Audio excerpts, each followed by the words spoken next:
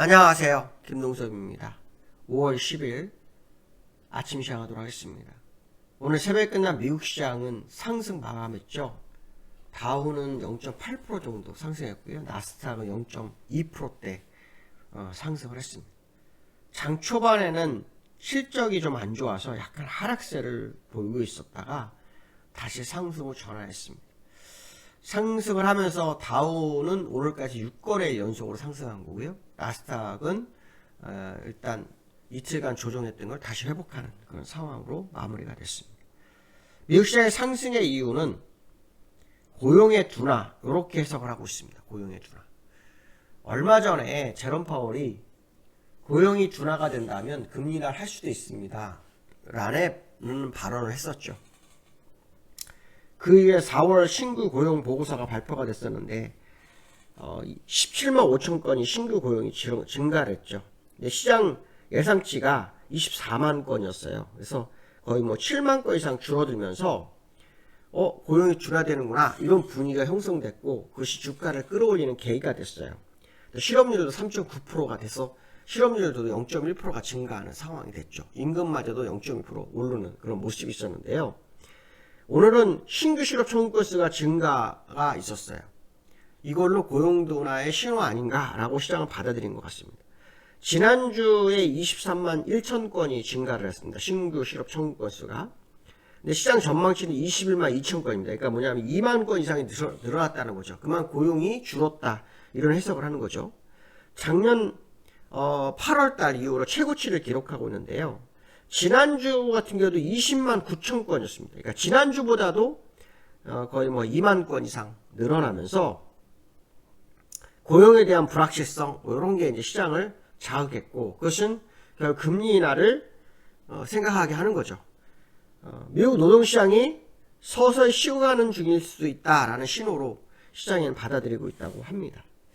그래서 그런가요? 9월 금리 인하 가능성이 점점 높아지고 있습니다. 30% 40%였던 9월 금리 인하 가능성이 지금 67.9%까지 올랐습니다.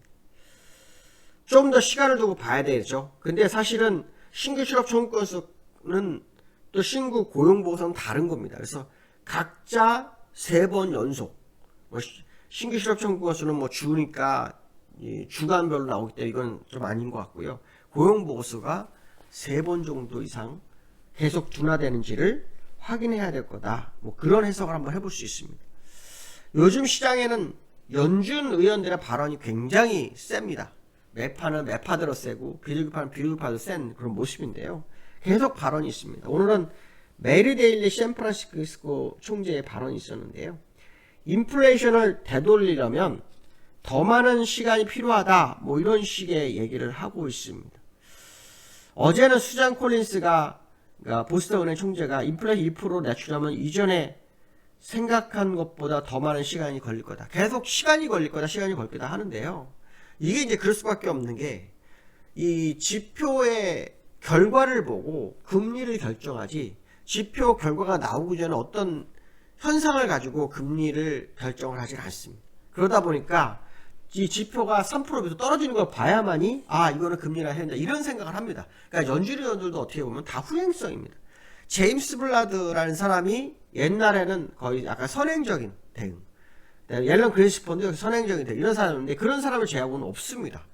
제임스 블라드 같은 경우는 일단 연준을 떠났고 그런 상황이 됐다. 나머지는 사람들도 후행성으로 다 바뀌었습니다. 그래서 저는 지금 금리 인하를 해야 되는 게 맞다고 봅니다. 왜냐하면 이 대출이자가 점점 더 많아지고 있다는 거죠. 이런 부분을 막지 못하면 나중에 문제가 되죠.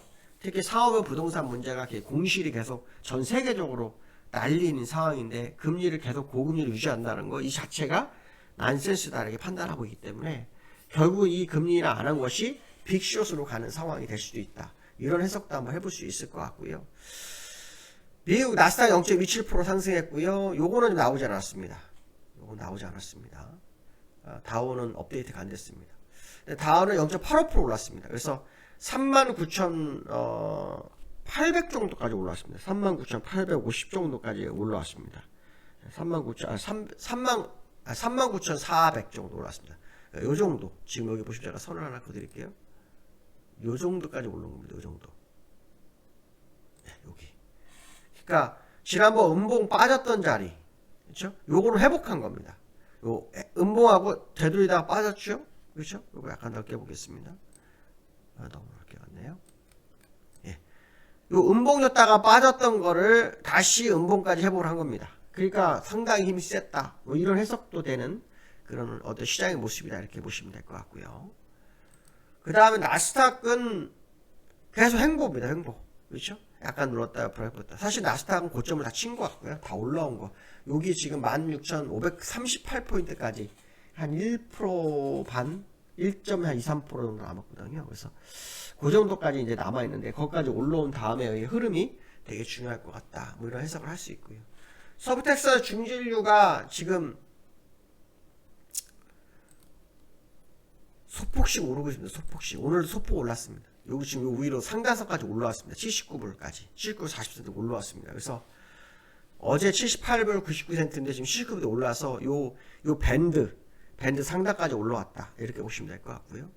환율은 어저께 환율이 그 1368원 정도에 제가 끝난 걸로 기억해요. 70원에 끝났거든요. 여기에서는 또 5원 내놨습니다. 1365원 마감입니다. 그래서 환율이 계속 여기서 오가는 모습입니다. 이거 밴드 아닌데요. 환율은 쉽게 내려오지도 또 쉽게 올라가지도 못하는 그런 상황에 갇혀 있는 거 아니냐, 이런 생각을 해볼 수 있을 것 같고요. 어저께 국내장 급락했죠. 아시아 시장 먼저 보면 어제 아시아 시장들은요, 니케이 일본만 살짝 하락했고요. 홍콩하고요, 중국은 급등했습니다. 근데 우리나라는 어저께 급락했습니다. 어제 급락 이유는 뭐 만기 영향 뭐 이렇게 좀 해석하고 있습니다. 만기권 아니었느냐, 이런 해석을 하고 있고요. 거기에 삼성전자가 급락을 했습니다. 삼성전자가 2% 빠집니다. 삼성전자 어저께 외국인들 120만 주밖에 안 팔았습니다. 별로 안 팔았습니다. 그동안 여기 요거 81,000원대 81,300원대 그쵸? 여기서 산 거를 120만 원 떨어뜨린 겁니다. 그러니까 이거는 그 만기를 위한 의도적인 누름, 이렇게 해석해야 되겠죠. 외국인이 뭐 변심해서 방향을 바꾼다, 이거하고 상관없는 것 같습니다. 의도적으로 만기 결제권. 어저께 만기는 외국인이 오랜만에 기관을 약간 물매겼죠. 기관의 품매도를 죽였습니다. 품매도 한행사가를 죽였습니다. 그게 쉽지가 않은데 오랜만에 눌러버리는 그런 상황이 있었다, 이런 해석을 할 수 있고요. 어쨌든 삼성전자 외국인의 매도가 그렇게 많지 않았기 때문에 믿을 건 아니다, 외국인의 변심은 아니다, 이렇게 봐야 될 것 같고요. 21선 위에서의 싸움이었고 일시적인 흐름이었다, 그런 해석도 한번 해볼 수 있을 것 같고요. 코스피가 어저께 외국인들이 주가를 끌어내렸어요. 어제 외국인들이 어저께 이게 지금 나오지 않는데, 이 기관하고 외국인에서 외국인들이 어저께 매도를 했고, 선물도 어저께 6천억을 매도하면서 밀었거든요. 그래서 외국인들이 선물을 약 6천억 이상 매도를 했지만, 사실 그 전에 보시면 매수가 한 3조 1천억이 돼요, 이틀 동안. 근데 이 자리를 한번 차트를 한번 보시면 이렇게 해석을 할 수 있어요.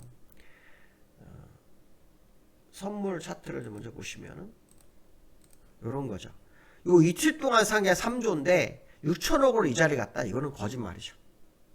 이건 말이 안 되는 겁니다. 이 완전히 돈을 시장에 깔고 다니는 겁니다. 그러니까 난 돈이 너무 많은데 이거 저장이 안 돼, 당신들 가져가고 버리지 않는 한은 불가능한 매매가 이루어진 겁니다. 그렇다고 해서 시장에 대형 악재가 떴느냐? 전혀 없습니다. 그렇다면 결국 이벤트성 하락이었을 확률이 굉장히 높지 않느냐. 이게 이거하고 요거 두 개 합해가 2조인데 이게 3조 1천억이지 않습니까? 이게 아까 보시면 이 두 개가 3조 1천억 아닙니까? 3조 1천억 6천억으로 이 자리를 밀었다. 그럼 이거는 수급적으로 맞지가 않는 겁니다. 맞지? 만약에 얘가 내려오지 않고 요 정도에서 6천억을 매겼다면 그건 이해가 될 수 있습니다. 왜냐면 올 매수한 걸 익절하는 거야. 이거는 익절이 아니라 완전 손절이고 완전히 손실로 만드는 과정이기 때문에 이거는 말이 안 되는 거죠. 요즘 계속 올라가면서 장대음보가 다시 터집니다. 되게 웃기는데 어쨌든 수급적인 구조상으로 맞지 않는 어제 시장의 흐름, 만기에 대한 당일 이벤트성 하락이었나? 라는 생각도 한번 들게 되는 그런 모습이다, 이렇게 말씀드리고 싶습니다. 오늘 여기까지 하겠습니다. 감사합니다.